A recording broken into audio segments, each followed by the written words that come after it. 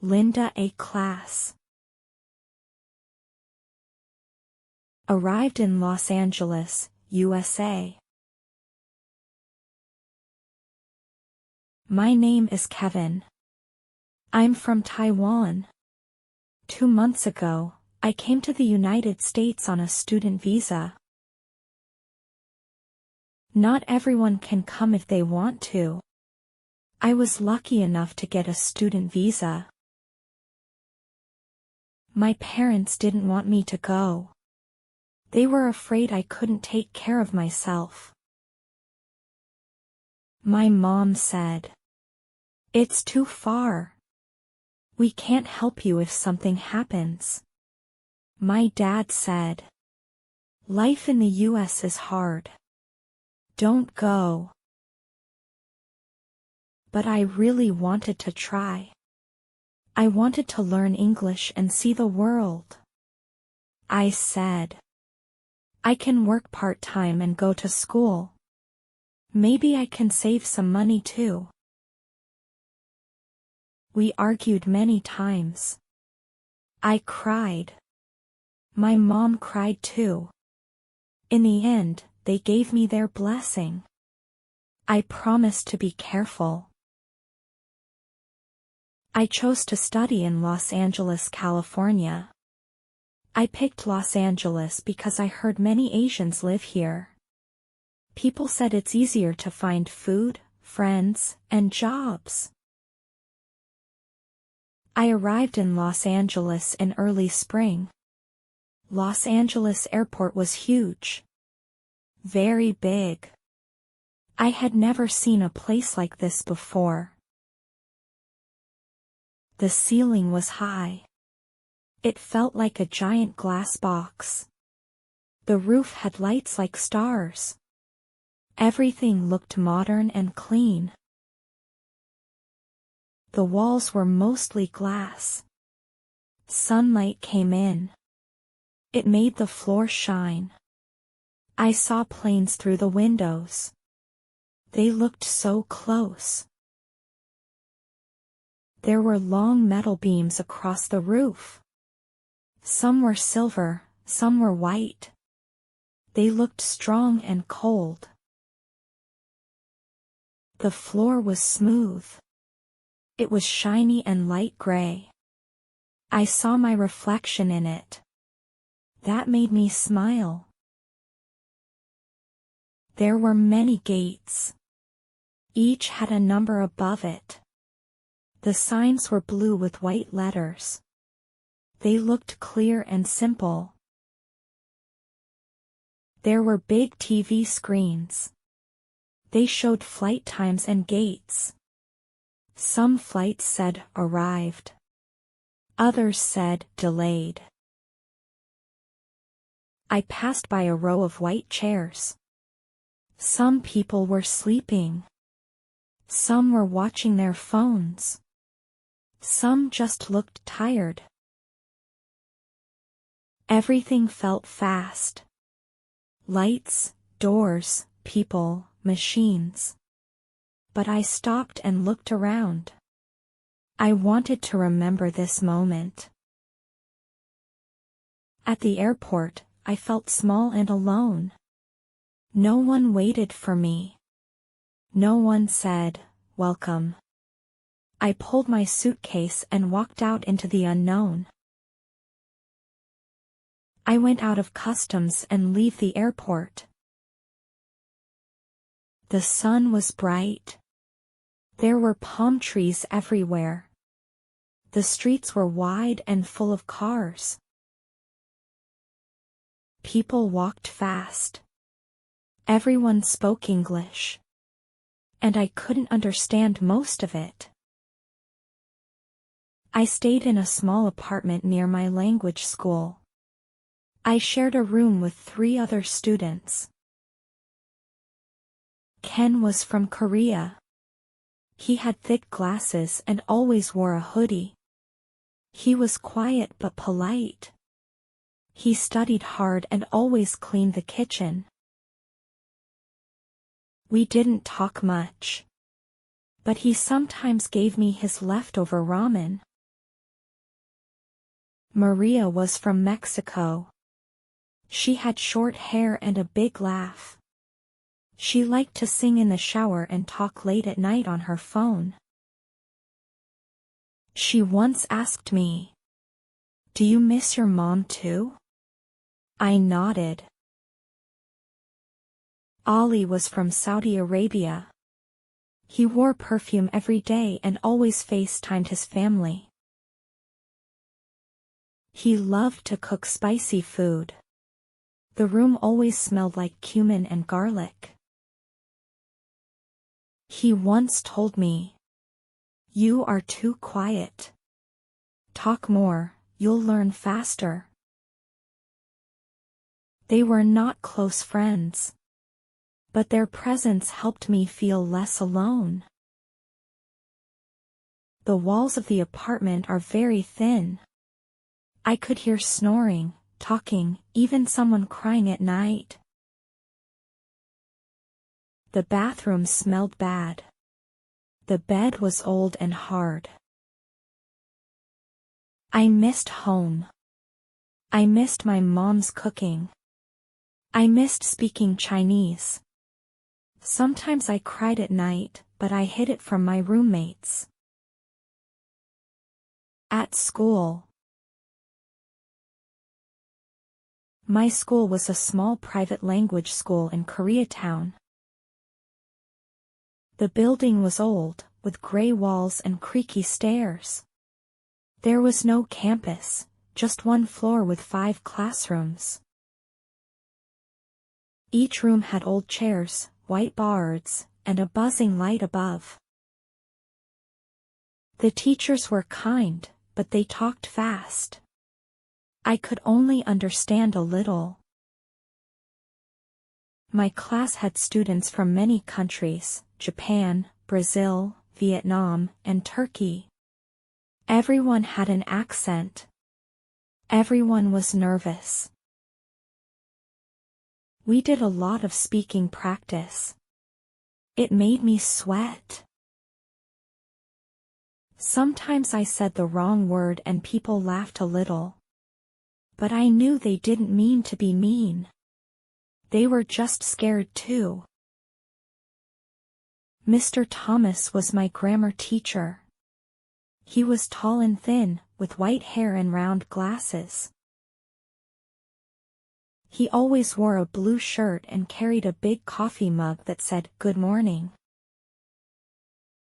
He had a soft voice and liked to tell jokes, even if we didn't always get them. When I didn't understand something, he would draw pictures or act it out. Sometimes he said, "It's okay. English is hard. You're doing fine." His calm tone made me feel safe. My speaking teacher was Ms. Lopez. She had short curly hair and wore colorful clothes. She spoke loudly and smiled a lot. She always said, "Speak up. Don't be shy."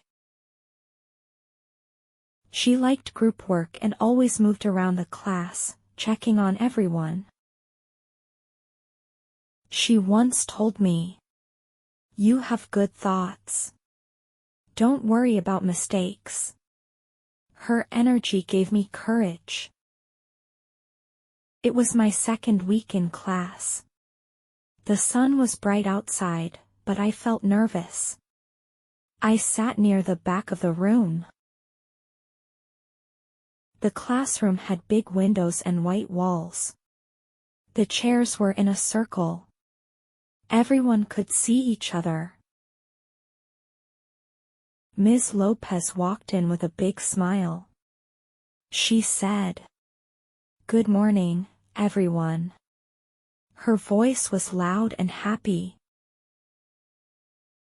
She wore a red blouse with flowers.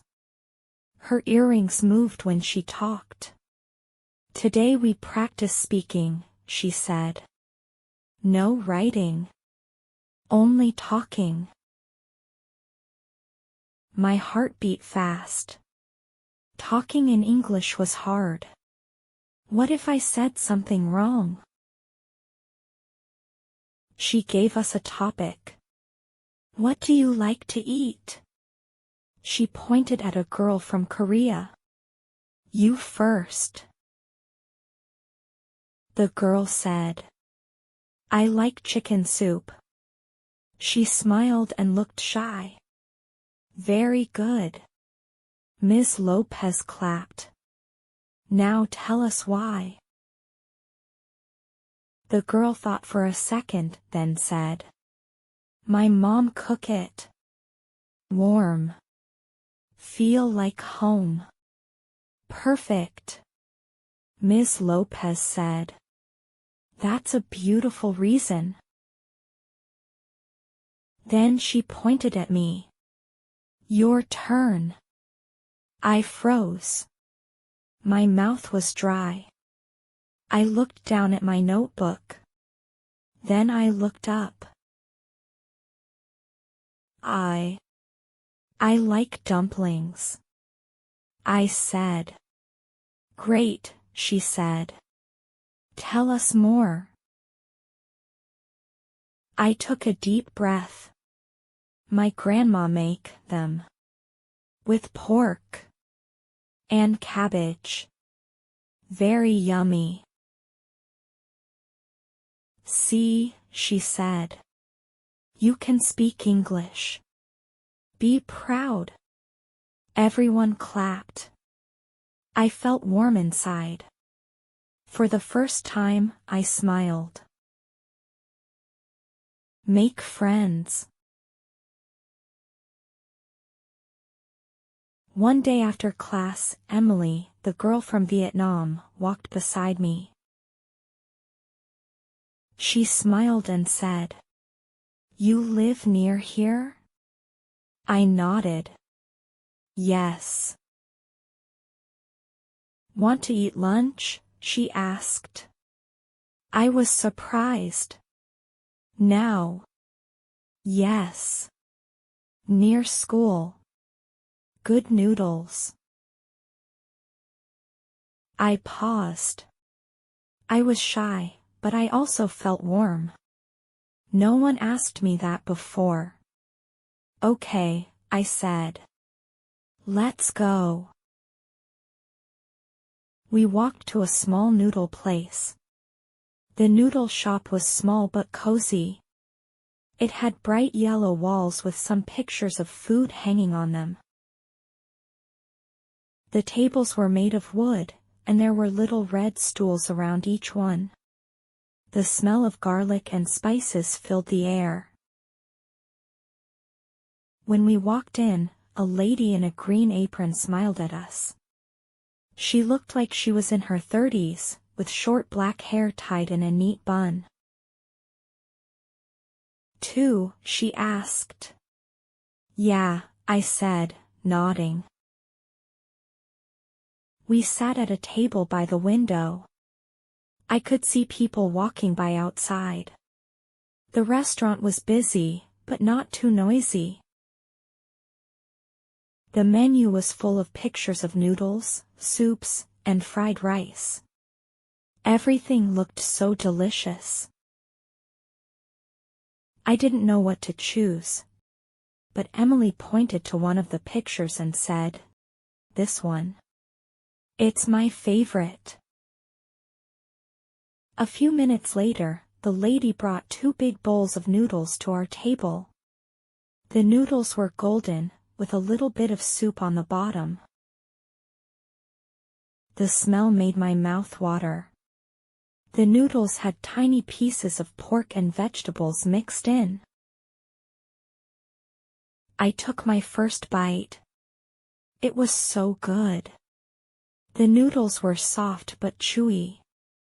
And the soup was spicy but not too strong. I smiled. This is amazing. I said. We talked about food, about our families, and about English class. She was funny. She used her hands a lot when she talked. I liked that. After we finished our noodles, I felt full and happy. I looked at Emily and said, "Thank you for bringing me here. It's really good." She smiled. "I'm glad you like it." We stood up, and I followed her to the counter. The lady in the green apron was standing there, typing something into the register. "Let me pay for you," Emily said, reaching for her wallet. No. I'll pay for myself," I quickly replied, feeling a bit awkward. I didn't want to take her money, especially since she had already helped me so much today. Emily looked surprised, but she didn't argue. "Okay, if you insist." I turned to the lady at the counter. "How much?" I asked. The lady smiled and said, "It's $8.50. I opened my wallet and counted the money. My heart raced. I didn't have exact change. So I handed her a $10 bill. She gave me $1.50 back. As she handed me the change, I looked at the coins in my hand. They felt so strange. I wasn't used to American coins yet. "Thank you," I said quietly, taking the change and my receipt. From that day, we ate lunch together many times. Sometimes with Sarah from Mexico too. Sarah was loud, always laughing. Emily was quiet but kind. I felt less alone. I had friends now. Getting lost on the bus.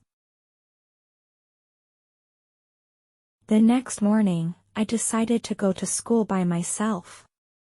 Emily had shown me the bus stop yesterday, and I thought I remembered everything. I checked my small paper map and made sure I had my student ID, my phone, and a few dollars in my bag. I left the house early, around 7:10 a.m. The air was cool, and the sky still looked a bit gray. I walked to the bus stop near the corner of Sunset and Vermont. Cars passed by quickly. I could hear birds, some honking, and someone talking loudly on the phone nearby. I stood under the bus sign and looked around. 2 other people were waiting. One was an old man with a big backpack. He looked tired and didn't say anything. The other was a woman in a fast food uniform, holding a coffee. She looked at her phone the whole time. I tried to look calm, but my heart was beating fast. Which bus number was it? 204? Or 754? I wasn't sure. I remembered Emily said something about the 754 being faster. But I wasn't sure where it went. After a few minutes, a bus came. The number on the front said 204. I hesitated. The woman with the coffee got on. The old man didn't move. Should I get on? I didn't want to be late, so I followed the woman and stepped on the bus. I showed the driver my tap card. He didn't say anything, just nodded. The driver was a middle-aged man with a thick mustache. He wore sunglasses and didn't smile. He kept his eyes on the road and didn't talk. His hands were big and dark, holding the steering wheel tightly. He looked serious, like someone who had driven this route for years. I walked down the aisle and sat near the window. The bus started moving. I looked out the window. The buildings passed by slowly. I saw small shops with Spanish signs, old grocery stores, and people standing at bus stops, looking tired. Some streets were quiet, with trees and morning shadows.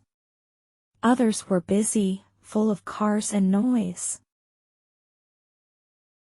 A man pushed a shopping cart full of cans.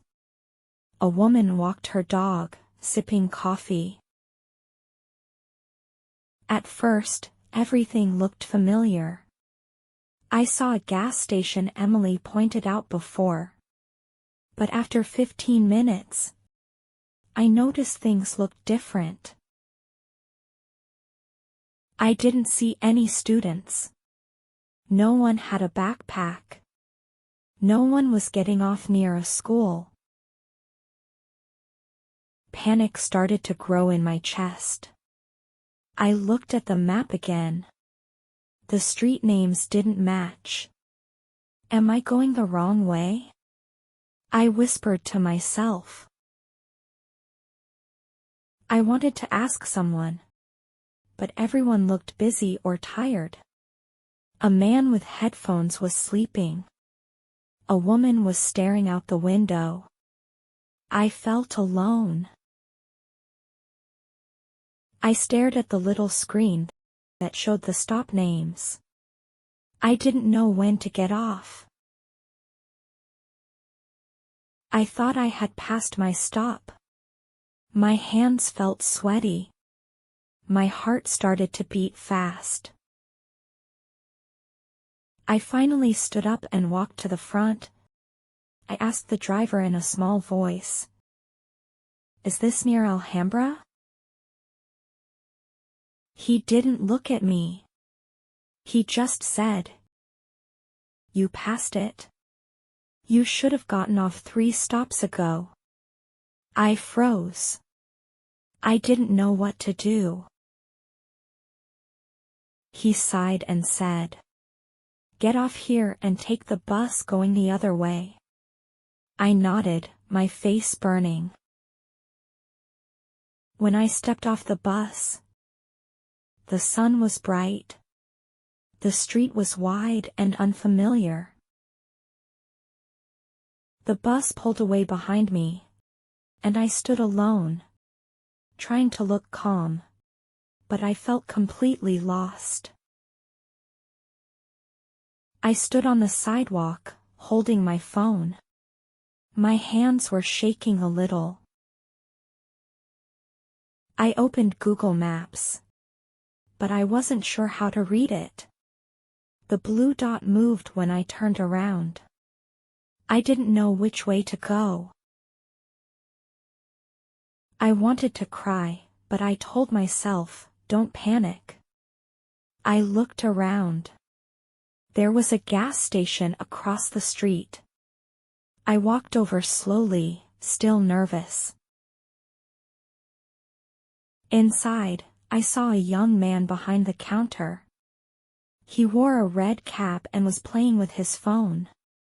I walked up and asked, "Excuse me, how can I get to Alhambra?" He looked at me, then at his phone. "Bus 76, he said. "You take it from that stop right there," and he pointed outside. I said, "Thank you," but I still felt unsure. I walked to the bus stop. A few people were waiting. I stood far away, not sure if I should ask them. Then I saw a woman who looked Asian. She was maybe in her 40s. I took a deep breath and asked, "Do you know if this bus goes to Alhambra?" She smiled and said, "Yes, it does. Where do you want to go?"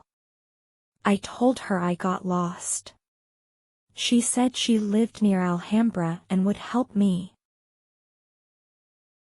When the bus came, she sat next to me. We talked a little. Her name was Linda. She was from Vietnam.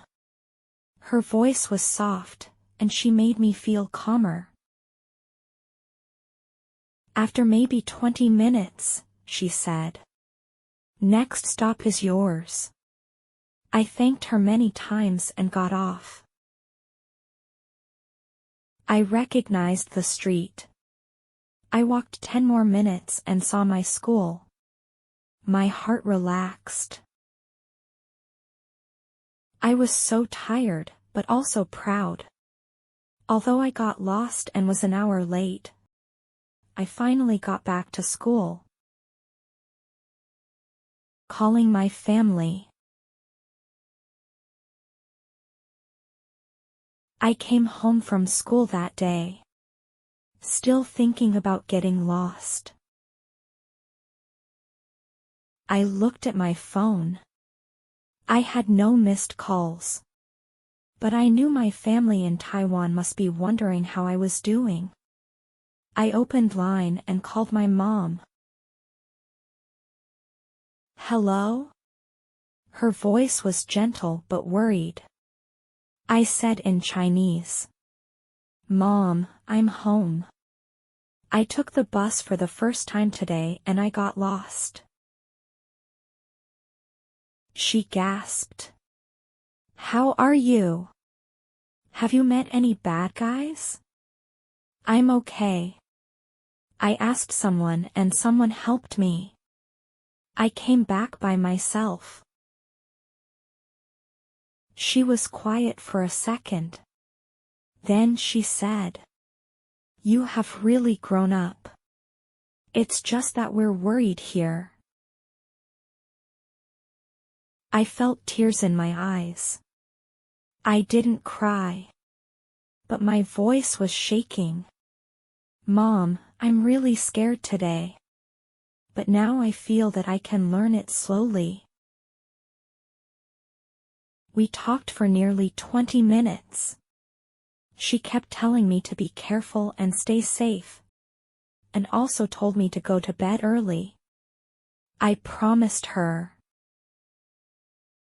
After the call, I lay down. I stared at the ceiling. The room was still a little dark. But I didn't mind. I wasn't happy, but I felt stronger. Maybe life here would be hard. But today, I found the way to school on my own. That's enough. Restaurant work.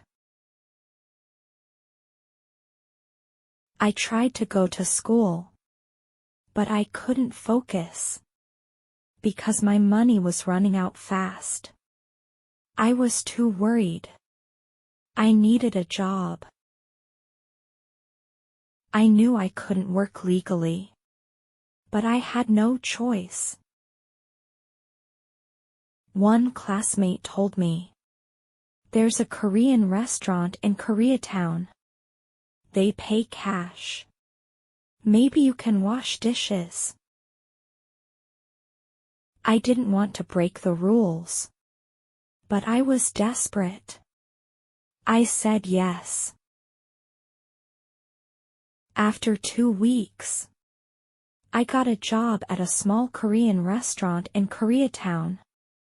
It's on a busy street with cars, buses, and loud music from nearby shops. The restaurant is between a dry cleaner and a cell phone store. The front is old. The sign is faded. But inside, it's warm and smells like soup and garlic.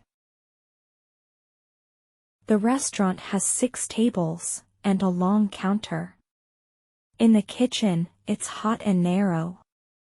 The floor is slippery. The air smells of oil, kimchi, and smoke. There are 5 workers. Mr. Kim, the owner, is from Busan, South Korea. He is about 60 years old. Short and heavy with gray hair. He always frowns and talks loud. He wears a white tank top and yells orders in Korean and broken English. He seems angry, but maybe he is just tired. Min, the cook, is also Korean, about 40. He is tall, skinny, with short black hair, and a small scar on his cheek. He doesn't talk much. He smokes behind the kitchen and listens to Korean rap. His eyes are sharp, like he is watching everything. He scared me a little. Anna, the server, is Mexican-American. Maybe in her late 20s. She has brown curly hair in a bun and big silver earrings. She wears black boots and moves fast. She is loud, but friendly. When she laughs, it's like a bell.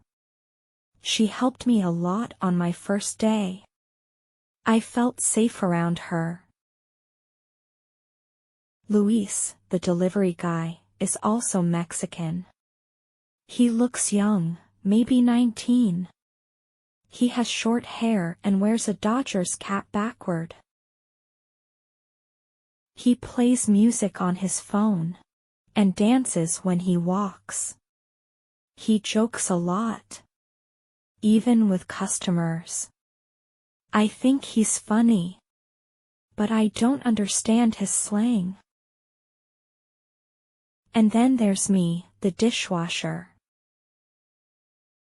My first day. I wore second-hand black pants and a white shirt. I was nervous. My hands were cold and wet. I dropped a bowl. It broke.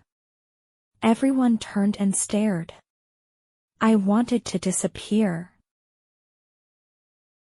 Mr. Kim shouted, "Watch it. That bowl is expensive." His face turned red. I bowed and said, "I'm sorry, sir." He waved his hand and muttered something in Korean. Min shook his head and went back to cutting meat. Luis whispered, "Oops," and gave me a funny face, like he was laughing inside. Anna came to help me. "It's okay," she said. "We all break things." She smiled. I almost cried. She was the first person who made me feel welcome. That night, my back hurt. My hands were red. But I remembered Anna's smile. I told myself, "You can do this, Kevin. Just don't give up."